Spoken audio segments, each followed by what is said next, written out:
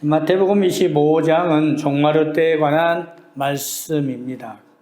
그래서 지금까지 우리 3시간에 걸쳐서 종말의 징조부터 시작해서 종말 때 성도가 무엇을 어떻게 해야 할 것인가 하는 것에 대한 말씀을 살펴보았습니다. 이제 오늘은 마태복음 25장의 마지막 부분으로 세 번째 비유인 양과 염소에 대해서 알아보는 시간을 갖겠습니다.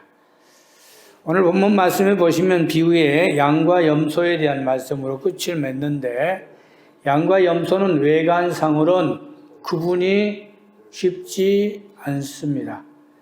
이처럼 성도들도 종말의 때가 되어야 양과 염소로 구분된다고 하는 것을 주님이 말씀하고 있는 것이지요. 그래서 본문에 보시면 구분이라고 하는 단어를 강조하고 있습니다. 32절에 보십시오. 이렇게 말씀하시지요. 모든 민족을 그 앞에 모으고 각각 구분하기를 목자가 양과 염소를 구분하는 것 같이 했다 하고 말씀하고 있습니다. 그렇습니다. 지금은 우리가 믿음 생활 잘하는 것 같고 정말 하나님께 다 인정받는 것 같고, 그리고 정말 하나님의 자녀 같지만 때가 되면 양과 염소로 분명히 구분이 된다는 것이지요. 그렇기 때문에 우리는 믿음 생활을 잘 감당하며 인정받는 성도들이 되시기를 주님의 이름으로 축원합니다. 근데 이 구분한다는 것은 지금까지 주님께서 말씀하신 비유의 여러 가지의 측면에서도 똑같이 적용이 되고 있습니다. 이 앞절의 그 달란트 비유에서도 하나님께서 정말 그 종들을 통해서 역사하는 것이 결산할 때가 되면 반드시 악하고 게으른 종과 착하고 충성된 종으로 구분이 된다는 것이죠. 몇 달란트를 받았느냐가 중요한 게 아닙니다. 내가 가진 것이 어떤 달란트인가도 중요한 것이 아닙니다. 중요한 것은 그 달란트를 가지고 장사를 했느냐, 땅에 그냥 묻었느냐, 바로 그것을 주님이 보시고 결산할 때가 되면 구분하여 분리하신다는 것을 아셔야 합니다. 신랑을 기다리는 열처녀에게 있어서도 똑같은 말씀을 적용하고 있지요. 신부라면 당연히 신랑을 기다려야 하지요. 그런데 기다리기만 하면 뭐합니까? 등과 기름을 준비치 않는 미련한 자들도 있다는 것이지요. 그래서 신랑이 오는 때가 되면 슬기로운 자와 지혜로운 자, 등과 기름을 준비한 자와 등만 가지고 있는 자로 구분이 되어서 심판때가 되면은 주님이 칭찬한 자와 책망할 자로 나누어진다고 하는 것을 오늘 말씀에서 주님이 말씀하시고자 하는 핵심이 된다는 것이죠. 그러면서 이 비유를 말씀하시고 이제 결론으로 오늘 양과 염소에 대한 말씀으로 주님께서 하시고자 하는 말씀의 결론을 맺고자 한다는 것입니다. 내용들이야 쭉 읽어보시면 그렇게 큰 어려운 단어들이 없기 때문에 줄거리는 대강 이해할 줄 압니다. 그렇다면 이 말씀 속에서 우리가 무엇을 느껴야겠는지, 오늘 이 시간에 우리가 이 말씀을 가지고 어떤 도전을 받아야겠는지, 이 말씀 속에 우리 삶 속에서 우리가 어떤 적용을 해야 하겠는지 몇 가지를 생각해 보겠습니다. 첫 번째, 주인과 함께하는 삶을 살고 있는지 한번 깊이 생각해 보십시다. 적어도 성도라면, 하나님의 자녀라면 우리가 주인과 함께하는 삶을 살고 있는가 하는 것을 점검해 보자고 하는 것이지요. 오늘 25장 말씀 속에서 주님께서 공통적인 것이 있습니다.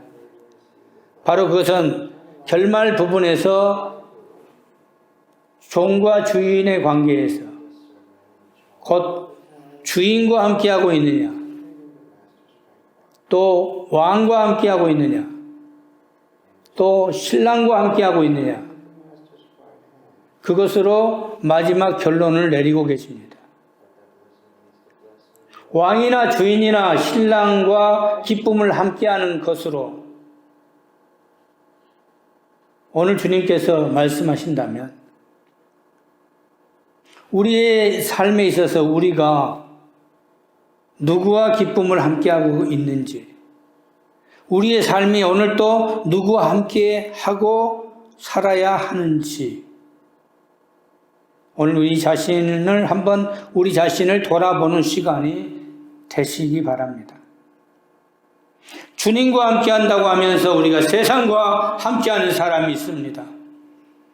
주님과 함께한다 하면서도 물질에 함께하는 사람이 있습니다. 물질에 관심을 갖고 명예에 앞장서 가고, 그리고 자기를 드러내면서 자기의 이권을 위해서 주님과 함께한다고 하는 그러한 모습이 아닌 정말 주님과 함께 기쁨을 나누는 삶인가?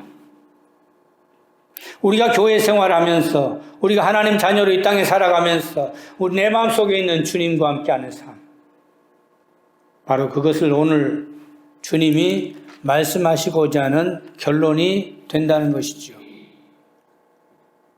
세 가지 비유 속에서 신부라면 당연히 신랑과 함께하는 기쁨을 누려야 한다는 것이고, 종이라고 하는 것은 주인과 함께하는 기쁨을 누려야 한다고 하는 것이죠. 내 주인의 즐거움에 참여할지어다. 주인의 즐거움에 참여하는 것이 무엇이겠습니까? 신랑의 기쁨에 참여하는 것이 무엇이겠습니까? 그리고 오늘 양과 염소의 경우에서는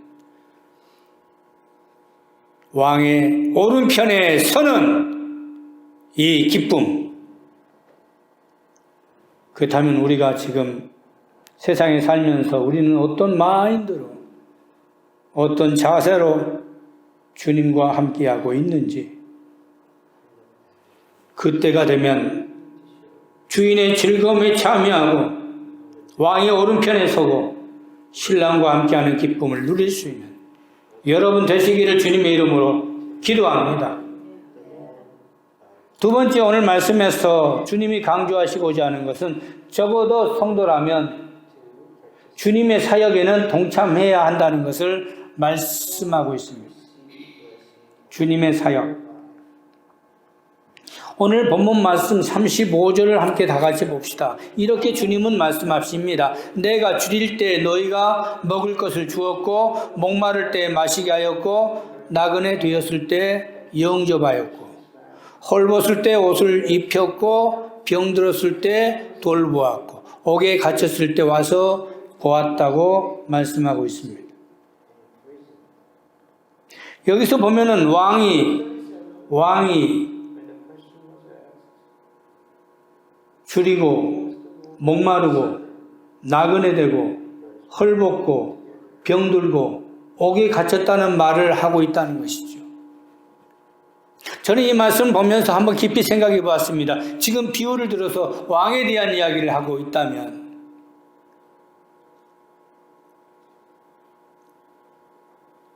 여러분, 왕이 줄이고 목마르고 나그네 되고 헐벗고 병들고 옥에 갇혔다, 그럴 수 있을까요? 일반인이라면 뭐 그럴 수 있겠지요. 근데 분명히 이렇게 말합니다. 그때 임금이 34절에 임금이 하시면서 주시는 말씀이 내가 줄일 때라고 말하고, 내가 목마를 때, 내가 나그네 되고, 내가 헐벗고, 내가 병들고 옥에 갇힐 때. 어떤 왕이 이런 무능한 왕이 있겠습니까? 그런데 주님께서는 왕을 표현하시면서 전지전능하신 만왕의 왕 되신 주님께서 내가 줄이고 목마르고 나그네 되고 헐벗고 병들고 옥에 갇혔을 때라고 말씀하고 있습니다. 이 말씀을 다시 보니까 주님 자신이 장차 이러한 고난과 역경을 당할 것을 미리 말씀하고 계신다는 것이죠. 누구 때문에? 무엇 때문에? 왜? 왜 주님이 갇히셔야 합니까? 왜 주님이 줄이고 목마르셔야 합니까? 왜 주님이 나그네 되셔야 합니까? 왜 주님이 헐벗고 병들고 옥에 갇히셔야 합니까? 그야마 이 말씀을 들은 이들이 이해를 하지 못했을 거예요. 그것을 아시고 주님이 그 다음 말씀하십니다. 이에 의인들이 대답하여 이르되 주여 우리가 어느 때에 주께서 줄이신 것을 보고 음식을 대접하였으며 목마른 것을 보고 마시게 하였나이까? 라고 질문하면서 주님이 거기에 대한 답변을 40절에 이렇게 말합니다. 임금이 대답하여 이르되 내가 진실로 너희에게 이르노니 너희가 여기 내 형제 중에 지극히 작은 자 하나에게 한 것이 곧 내게 한 것이니라. 이 말씀을 제가 보니까 이 말씀을 이미 주님은 이러한 뉘앙스의 말씀을 여러 차례 하셨습니다. 마태복음 10장 42절에도 주님이 이렇게 말씀하십니다. 또 누구든지 제자의 이름으로 냉수 한 그릇 주는 자는 그 사람은 결단코 상을 잃지 아니하리라. 그 다음에 이 말씀이 무엇을 의미할까요? 이 말씀은 물론 구제에 관한 말씀인 것처럼도 느껴집니다만은 그러나 오늘 앞뒤 문맥을 보면 주님이 이 말씀을 하실 때는 구제만 이야기하는 것이 아닌 이 말씀의 속 의미는 주님 자신의 고난에 참여하는 자, 주님의 사역, 그것이 무엇을 의미하는 것입니까? 주님이 줄이고 주님이 목마르고 주님이 나그네 되시고 주님이 헐벗고 주님이 병들고 옥에 갇혔을 때 그 주님의 사역에 동참하는 것을 의미하는 것을 말씀하고 있다고 봅니다. 그렇습니다. 장차 고난과 역경을 이제 당하신 주님, 이제 25장을 마치면서 26장 말씀부터 보면 이제 고난의 시작이 이어지지요.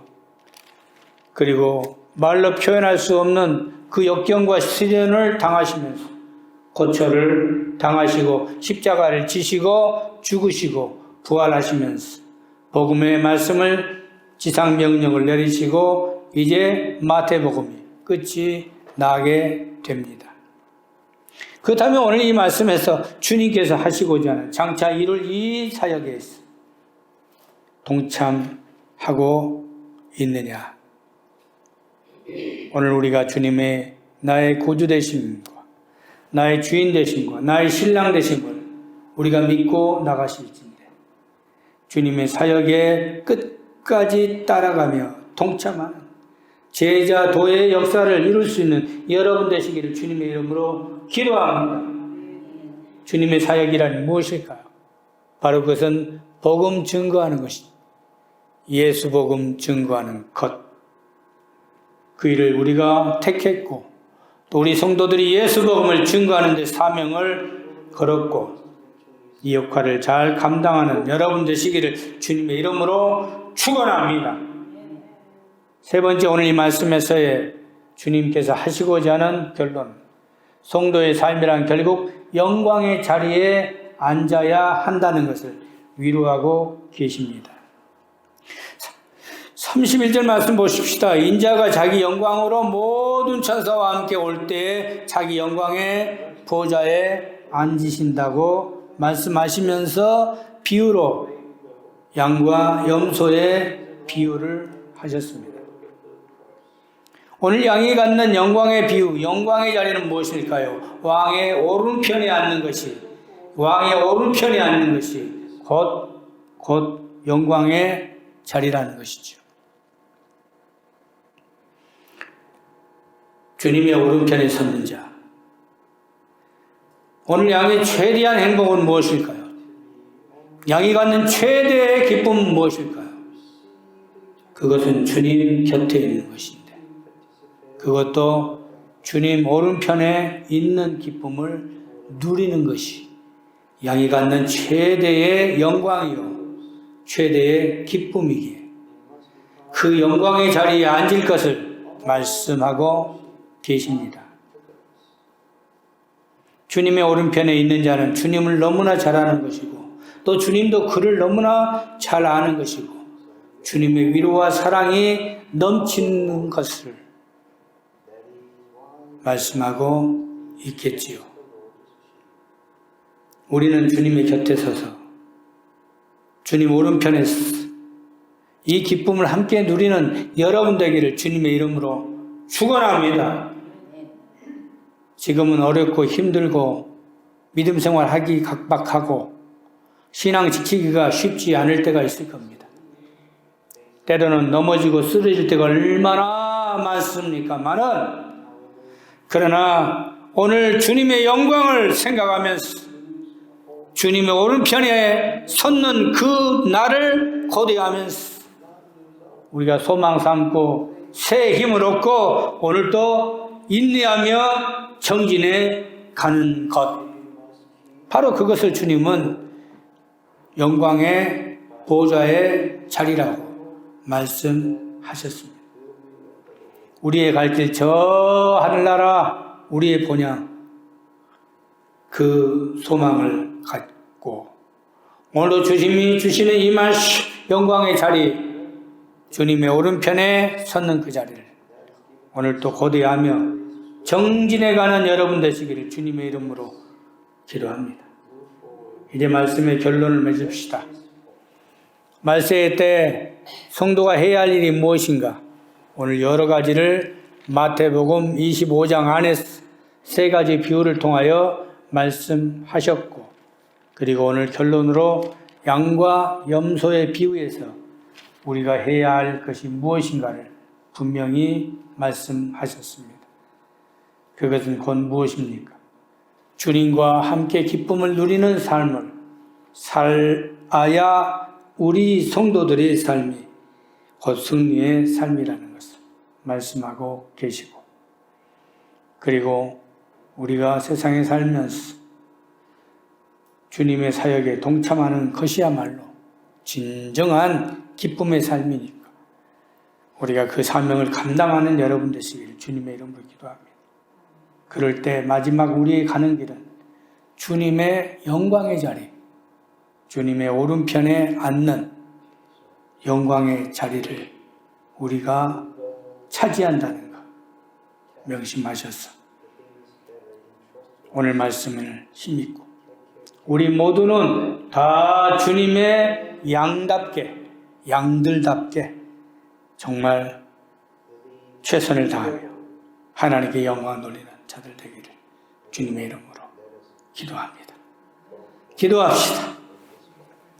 자비로우신 하나님, 고맙고 감사합니다. 오늘 주신 말씀 마태복음 25장의 결론의 말씀으로 양과 염소의 비유에서 주님이 주시고자 하는 세 가지의 핵심을 다시 한번 정리하고, 우리가 마지막 때에 서야 할 그날 주님의 영광의 자리에 오른편에 우리가 모두 다 서게 하여 주시옵시고, 주님과 함께 잔치에 참여할 수 있는 기쁨을 누리는 자들이 되게 하여 주옵소서.